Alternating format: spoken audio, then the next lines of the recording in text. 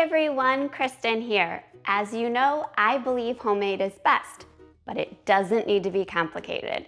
And today I'm going to share with you one of your favorite recipes that I have on my blog for Marry Me Chicken, and we're going to make it Instant Pot friendly. It is a rich, luxurious chicken dish that is out of this world delicious, and it's so easy to make. So let's get cooking. The first thing we're gonna do is hit saute on our Instant Pot. And we're gonna add in about a half a tablespoon of olive oil.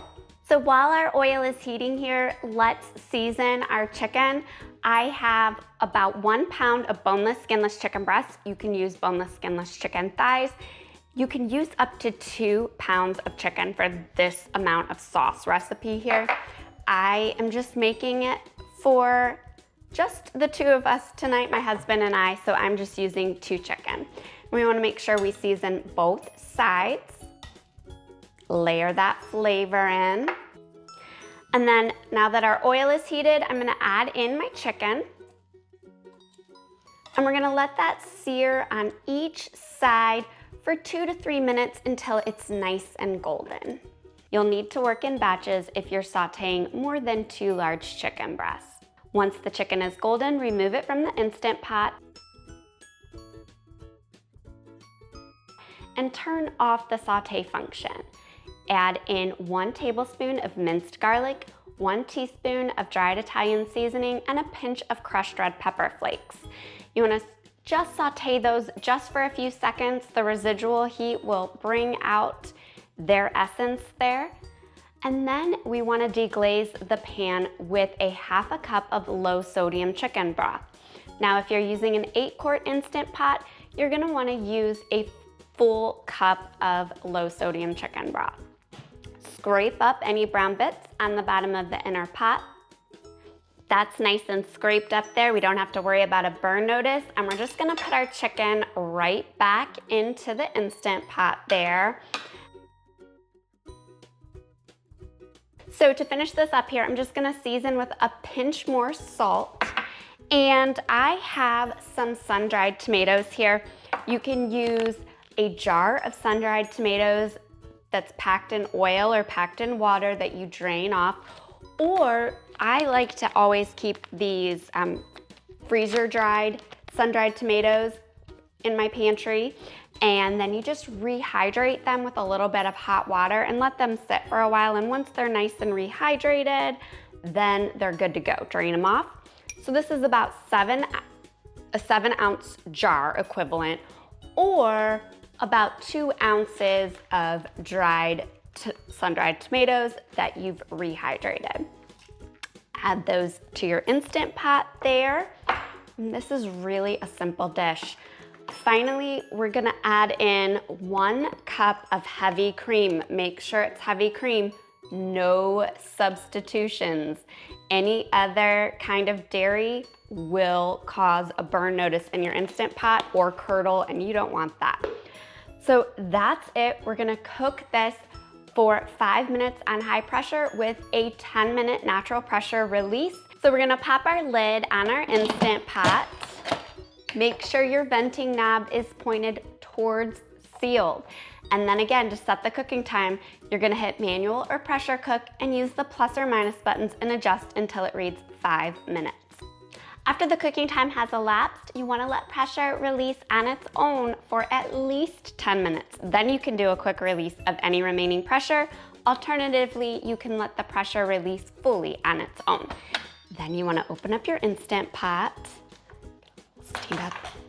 Smells so good. It smells like tomatoes and garlic and cream and Okay, I have some clean tongs here, and I'm gonna remove my chicken to a platter here. And you see there that we have a lot of cooking liquid left. Again, you can make this with 2.5 pounds of boneless, skinless chicken breasts or chicken thighs if you're feeding more people. We're gonna hit cancel on our Instant Pot, and then I'm gonna hit saute, and we're going to just finish this up, let this thicken just a little bit, and we're gonna add in a half a cup of Parmesan cheese, let that melt. into our sauce here and just get really creamy and rich. It won't take but a minute. And you can also go ahead at this time and add in some spinach if you like. It would wilt beautifully into this sauce. I'm keeping the spinach out for my husband today, the picky eater that he is. And then you can serve this over some cooked pasta. You could serve it with some rice, some orzo, or just a salad on the side for a low carb meal. It's absolutely so incredibly rich, so incredibly delicious. I am getting very anxious to go in here for a bite. All right, like I said, it just takes a minute there. You just wanna let that cheese melt into your sauce. And then you can hit cancel. And it is a thinner sauce, and that's okay. You want that thinner sauce so that you can serve it with some pasta or just over the chicken for a really, really rich, rich dish. Let me scoop up some of that liquid into my chicken there. They say this dish gets its name because it's so delicious that anyone you serve it to will want to marry you. And frankly, well, that could be true. This dish is really, really good. I'm gonna go in there for a bite here.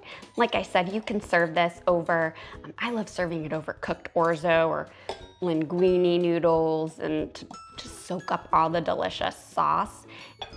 It's also great over rice or quinoa for a little bit of extra protein, or couscous. Okay.